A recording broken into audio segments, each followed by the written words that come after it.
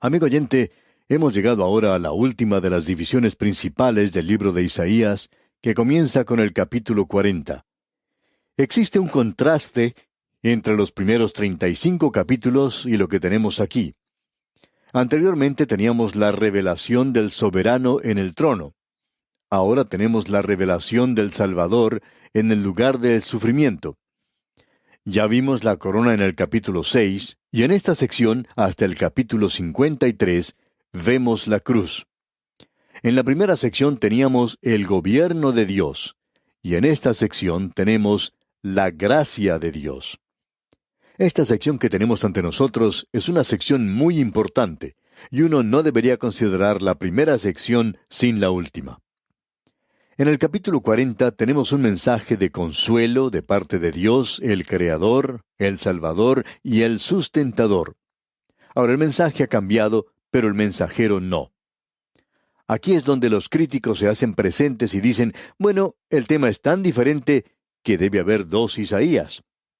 Bueno, ¿por qué no tener dos temas o cambiar un mensaje en lugar de cambiar el mensajero y tener dos Isaías? En realidad, eso es lo que ocurre. Podríamos darle una ilustración muy sencilla, amigo oyente. Por ejemplo, el mismo autor de estos estudios bíblicos ha escrito comentarios sobre diferentes libros de la Biblia y diferentes temas en esos libros. Por ejemplo, ha escrito un librito basado en el segundo salmo que llama ¿A dónde va a parar este mundo? Y la respuesta es al juicio, por supuesto. Luego escribió otro librito basado en el Salmo 22, y ese es una radiografía de la cruz.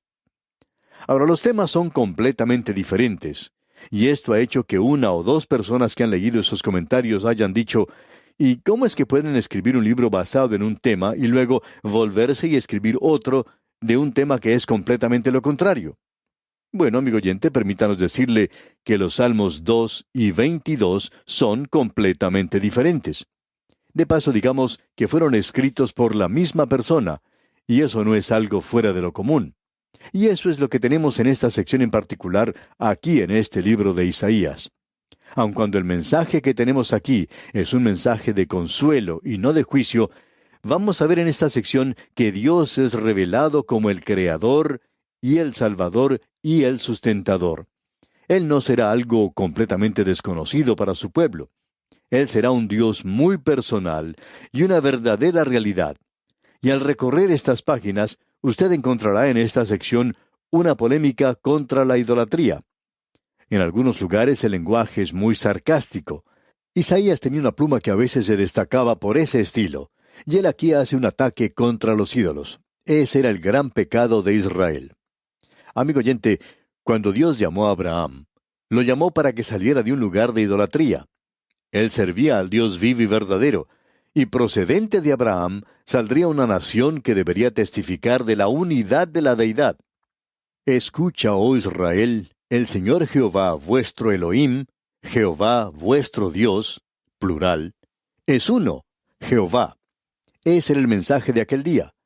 La iglesia de hoy, en medio del ateísmo, no de politeísmo, debe testificar de la Trinidad. Y esta es la vida eterna, que te conozcan a ti, el único Dios verdadero, y a Jesucristo a quien has enviado. Nosotros debemos conocer a Dios el Padre, Dios el Hijo y Dios el Espíritu Santo. Y conocemos al Espíritu Santo cuando Él toma las cosas de Cristo y nos las muestra a nosotros. Bien, comencemos ahora en esta sección de Isaías. Y existe un nuevo tono aquí. Los relámpagos y los truenos del Sinaí han disminuido. Son cubiertos ahora por el maravilloso mensaje de gracia que proviene de Dios. Y en el primer versículo de este capítulo 40 de Isaías leemos, «Consolaos, consolaos, pueblo mío, dice vuestro Dios». Ya no tenemos aquí los ayes que habíamos tenido anteriormente, y en la primera sección de este libro habíamos visto 6 ayes. Había unas 12 cargas o profecías, y todo eso ha sido levantado ya porque tenemos ahora aquel que lleva la carga, aquel que más adelante cumplirá con todo aquello que Isaías ha dicho en cuanto a él, y él será el que llegará a dar una invitación: «Venid a mí todos los que estáis trabajados y cargados, y yo os haré descansar». Él quita la carga, y aquí tenemos este consuelo: «Consolaos, consolaos». Y eso es como un suspiro de anticipación que sale del palpitante corazón de Dios, y Él es el Dios de toda consolación. De eso es que nos habla el apóstol Pablo cuando nos dice allá en su segunda carta a los Corintios, capítulo 1, versículo 3, Bendito sea el Dios y Padre de nuestro Señor Jesucristo, Padre de misericordias y Dios de toda consolación, el cual nos consuela en todas nuestras tribulaciones, para que podamos también nosotros consolar a los que están en cualquier tribulación, por medio de la consolación con que nosotros somos consolados por Dios. De paso, digamos que el Espíritu Santo es llamado el Consolador. El Señor Jesucristo dijo, Y yo rogaré al Padre, y os dará otro Consolador para que esté con vosotros para siempre. Y Él es hoy el Consolador que está en este mundo. Ahora, volviendo a Isaías, leemos en el versículo 2 de este capítulo 40, Hablad al corazón de Jerusalén, decidle a voces que su tiempo es ya cumplido, que su pecado es perdonado, que doble ha recibido de la mano de Jehová por todos sus pecados. Se ha sugerido que cuando existía una deuda o hipoteca en una casa de Israel, que esto se escribía en un papel, es decir, en un documento legal, como los que tenemos hoy cuando se hace una hipoteca. En aquel día, pues, se colocaba la hipoteca en uno de los dinteles de la puerta para que todos sus vecinos, todos sus amigos, supieran que usted tenía una hipoteca en su lugar. Ahora, cuando la hipoteca era pagada, entonces se sacaba una copia de ella y se colocaba en otro dintel de la puerta. Y eso era señal de que se había pagado. Y eso es lo que se nos está diciendo aquí. Eso es lo que se quiere decir cuando se dice que ha recibido doble, que han sido perdonados, que ha sido pagado. El Señor Jesucristo pagó la deuda. Esa es la diferencia entre la forma en que Dios trataba a su pueblo y cómo nos trata a nosotros hoy. Esto es en realidad lo que separa a la cristiandad de todas las religiones paganas. El Antiguo Testamento, aun cuando estaba bajo la ley, era totalmente diferente. Todo eso se resume en la palabra propiciación. Todos los paganos, en todas sus religiones, presentan una ofrenda a su Dios para aplacarlo, y eso es lo que quiere decir propiciación. Ahora, muchas personas piensan que eso es lo que quiere decir en la Biblia. Quiere decir que uno tiene que hacer algo y que Dios está enojado, que usted tiene que hacer algo para poder obtener su favor. Los paganos siempre están haciendo eso. Los dioses de ellos siempre están enojados. Es muy difícil poder llevarse bien con ellos, y se ofenden muy fácilmente y no son muy amigables. La realidad es que el pecado del hombre le ha alienado de Dios. Pero amigo oyente, fue Dios el que hizo algo, y Dios es propicio hoy. Usted no tiene que hacer nada para ganar su favor. La propiciación es hacia Dios, y la reconciliación es hacia nosotros. Dios ha hecho todo lo que era necesario hacer. Y hoy se nos dice que debemos reconciliarnos con Dios, no que hagamos algo para obtener su favor. Eso ya ha sido logrado.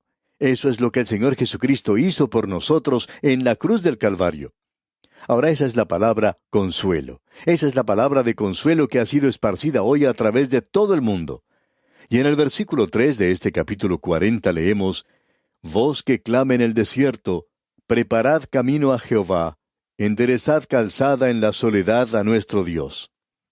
Los 4 escritores de los Evangelios citan este versículo como que es aplicable a Juan el Bautista. Y ya que está allí citado 4 veces, nosotros no estamos preparados para argumentar en cuanto a esto. Diremos que se refiere a Juan el Bautista. Ahora en los versículos siguientes, los versículos 4 y 5 leemos, Todo valle sea alzado y bájese todo monte y collado, y lo torcido se enderece y lo áspero se allane, y se manifestará la gloria de Jehová, y toda carne juntamente la verá, porque la boca de Jehová ha hablado. Lucas cita eso también como que lo aplica a Juan el Bautista. Y ahora leemos en los versículos 7 y 8 de este capítulo 40 de Isaías, La hierba se seca y la flor se marchita, porque el viento de Jehová sopló en ella. Ciertamente como hierba es el pueblo. Sécase la hierba, marchítase la flor, mas la palabra del Dios nuestro permanece para siempre. Llegamos ahora a un punto donde el hombre es comparado a la hierba en el campo, y nos hacemos la pregunta, ¿dónde puede haber consuelo en esto? Cuando se nos hace recordar que usted y yo somos simplemente como la hierba del campo. Uno puede apreciar en muchos lugares en la primavera, después de la lluvia, cuán hermosas se ven las laderas de las montañas, pero no pasa mucho tiempo cuando calienta el sol y comienza a marchitarse y se seca. Y así es el hombre, amigo oyente. Usted me dice que esto no es muy consolador, sin embargo, sí lo es. Amigo oyente, el hombre es débil y frágil, pero vemos que la palabra de Dios es fuerte y segura, y ese es nuestro lugar de refugio, ese es el fundamento en el que podemos descansar. Esa es nuestra espada y nuestro escudo, nuestro castillo fuerte, nuestra protección, nuestra seguridad, nuestra salvación. Escuche lo que dice Pedro allá en su primera epístola, capítulo 1, versículo 23. Siendo renacidos, no de simiente corruptible, sino de incorruptible, por la palabra de Dios que vive y permanece para siempre. Porque toda carne es como hierba, y toda la gloria del hombre como flor de la hierba. La hierba se seca y la flor se cae, mas la palabra de Dios, del Señor, permanece para siempre. Y esta es la palabra que por el Evangelio os ha sido anunciada. Amigo oyente, es sólo por medio del Evangelio que el hombre recibe vida eterna muy naturalmente. El hombre es una criatura de vida temporal en esta tierra. Eso es todo lo que es. Ahora tenemos un maravilloso mensaje aquí en el versículo 9, donde dice: Súbete sobre un monte alto, anunciadora de Sión. Levanta fuertemente tu voz, anunciadora de Jerusalén. Levántala, no temas. Di a las ciudades de Judá: Ved aquí al Dios vuestro. Ese era el mensaje. Juan el Bautista lo estaba presentando así, y las buenas nuevas, por supuesto, se refiere al Evangelio. ¿Y cuál es? Ved aquí al Dios vuestro. Amigo oyente, mientras usted no vea a Jesucristo como Dios manifestado en la carne, usted no ha visto nada aún, sino hasta cuando usted se acerque no como a un hombre, sino que se acerque a Él como Dios, Emmanuel, Dios con nosotros. Y por eso es que su nombre es Jesús, su nombre humano. Si fuera solamente humano, entonces no podría ser mi Salvador.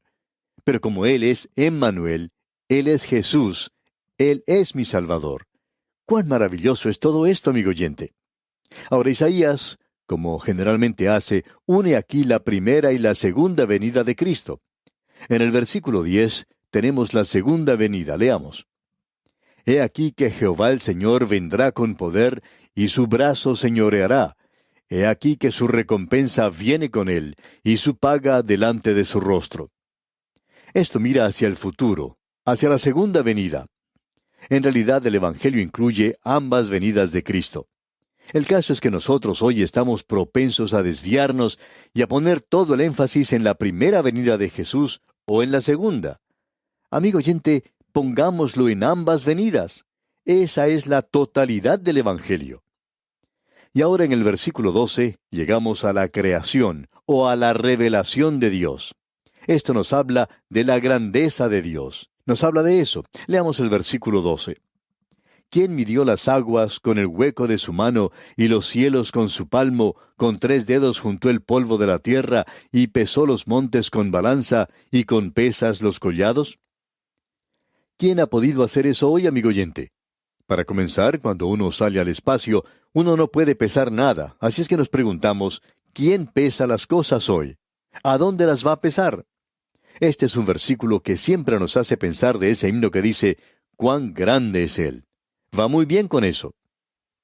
Ahora en el versículo 13 leemos, ¿quién enseñó al Espíritu de Jehová o le aconsejó enseñándole? Dios no tiene un semejante, tampoco hay alguien que le pueda dar algún consejo, no hay nadie con el cual uno lo pueda comparar. Quizá usted ha oído una pregunta absurda que dice, ¿qué es lo que usted ha visto que Dios nunca ha visto? Bueno, es muy sencillo. Dios nunca ha visto a un semejante. Yo veo a mi semejante todos los días. Y ahora en el versículo 18 de este capítulo 40 de Isaías leemos, ¿a qué pues haréis semejante a Dios, o qué imagen le compondréis? Usted y yo, amigo oyente, aun con la ayuda de la palabra de Dios, conocemos muy poco. Todo lo que podemos conocer es lo que se nos ha revelado, y no creemos que Dios nos haya dicho todo. Para comenzar, tenemos que decir que ni siquiera podemos comprender lo que Él ya nos ha dicho. Aquí tenemos que Él está comparando, o deberíamos decir mejor, contrastando a Dios con los ídolos. ¿A qué, pues, haréis semejante a Dios, o qué imagen le compondréis? Usted puede mirar a su alrededor y observar algunos cuadros hoy. Personalmente, no nos gustan los cuadros pintados en los cuales representan al Señor Jesucristo. Esos no son cuadros de Jesús. Quizá no nos hagamos muy populares cuando decimos esto. Uno puede encontrar estos cuadros por todas partes. Y hay algunas personas que son un poco sentimentales en cuanto a Dios. Piensan que lo que estamos diciendo es algo terrible. Pero nosotros no necesitamos cuadros de Él. Cierto filósofo escocés dijo en una oportunidad: ellos nunca piensan en pintar un cuadro de Jesús hasta cuando pierden la presencia de Él en sus corazones. Notemos ahora uno de los primeros ataques, irónicos, digamos, que hace Isaías contra la idolatría. Leamos el versículo 19. El artífice prepara la imagen de talla, el platero le extiende el oro y le funde cadenas de plata. Es decir, que el rico tiene un ojo muy ornamental, tiene un Dios muy rico. Sin embargo, la persona pobre tiene un ídolo crudo. Leamos el versículo 20. El pobre escoge para ofrecerle madera que no se apolille. Se busca un maestro sabio que le haga una imagen de talla que no se mueva. Así es que él talla a un Dios. Y esto es algo absurdo porque Dios dice aquí en el versículo 21, ¿no sabéis? ¿No habéis oído? ¿Nunca os lo han dicho desde el principio? ¿No habéis sido enseñados desde que la tierra se fundó? Estas son cosas absurdas. Ahora el versículo 22 dice: Él está sentado sobre el círculo de la tierra, cuyos moradores son como langostas. Él extiende los cielos como una cortina, los despliega como una tienda para morar. Ahora, ¿quién le dijo a usted, amigo oyente, que la tierra era plana? No nos gusta decirlo, pero ¿sabe usted quién fue el que enseñó que la tierra era plana? Fueron los científicos de los días de Cristóbal Colón los que enseñaron que la tierra era plana. La Biblia nunca enseñó tal cosa. Los así llamados científicos no prestaban atención a la palabra de Dios en aquel día. Y eso es lamentable porque podrían haber aprendido algo. La tierra es un círculo. Así se nos indica aquí. El Antiguo Testamento nunca enseñó que la tierra era plana. Fue la ciencia que enseñó eso en su día. Y no estamos muy seguros de que estén correctos hoy. Ahora Isaías continúa avanzando en estas secciones hablando acerca de la idolatría. Y no vamos a entrar en mucho detalle aquí. Quisiéramos ahora leer lo que dice el versículo 27. Aquí tenemos ahora la consideración como un llamado de Dios. Amigo oyente, la creación es en realidad una revelación de Dios. Y tenemos ante nosotros ese asunto de la consideración. Se llama en realidad a la consideración a la luz de todo esto que se dice aquí. Leamos ahora el versículo 27. ¿Por qué dices, oh Jacob, y hablas tú, Israel? Mi camino está escondido de Jehová, y de mi Dios pasó mi juicio. Dios conoce acerca de las dificultades y problemas de aquellos que le pertenecen. Y usted que pertenece a Él, puede ver que Él puede calmar las tormentas de la vida para usted en cualquier momento. Ahora alguien quizá diga: bueno, yo estoy en una tormenta en este momento, y Él no ha calmado esa tormenta todavía. Bien, entonces, en lugar de estar sentado llorando y comenzando a criticar a Dios, ¿por qué no comienza a observar a su alrededor y tratar de hallar cuál es la lección que Él quiere que usted aprenda? Dios no permitiría que usted pase por eso, a no ser que usted deba aprender algo. Y luego, la lección puede ser esto. Leamos el versículo 28 de este capítulo 40 de Isaías. ¿No has sabido, no has oído que el Dios eterno es Jehová, el cual creó los confines de la tierra? No desfallece ni se fatiga con cansancio, y su entendimiento no hay quien lo alcance. Y luego se nos dice en los versículos 30 y 31 de este capítulo 40 de Isaías: Los muchachos se fatigan y se cansan, los jóvenes flaquean y caen, pero los que esperan a Jehová tendrán nuevas fuerzas, levantarán alas como las águilas, correrán y no se cansarán, caminarán y no se fatigarán. Aquí tenemos 3 grados de poder. Y hay algunos expositores bíblicos que han comparado esto con las 3 etapas de crecimiento cristiano que usted tiene allá en la primera epístola del apóstol Juan, capítulo 2, versículos 2 al 14. Allí se menciona al nuevo creyente, al joven. Se menciona también al adulto, y luego tenemos al anciano. El joven creyente levantará alas como las águilas. El creyente adulto correrá, y el creyente ya maduro caminará. Y esto es muy interesante, digamos de paso. Aquí tenemos a los tres. En cierta ocasión un predicador se levantó a predicar un maravilloso sermón y dijo, Hermanos, esta iglesia necesita caminar.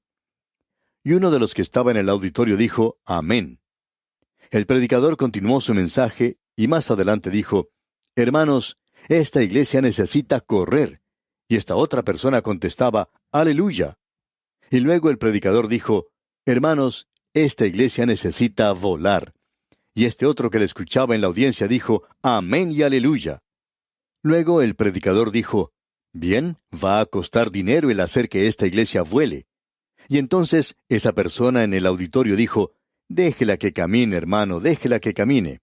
Y hoy no importa dónde uno esté, si usted va a caminar con Dios a través de este mundo, creemos que este hombre tiene completa razón. Probablemente le costará algo a usted, pero Él le va a dar a usted la fuerza, no importa cuál sea su condición. Si usted necesita fuerza para caminar, Él se la dará. Si usted necesita fuerza para volar, Él también tiene eso para usted. Este capítulo es algo maravilloso realmente. El consuelo de Dios como nuestro Creador, como nuestro Salvador y como nuestro sustentador es un buen comienzo para esta última sección en este libro de Isaías. Y aquí vamos a detenernos por hoy. En nuestro próximo programa estudiaremos el capítulo 41 de este libro de Isaías y confiamos que usted, amable oyente, lea todo este capítulo que habla de la seguridad de Dios para Israel. Que el Señor colme su vida de sus ricas bendiciones.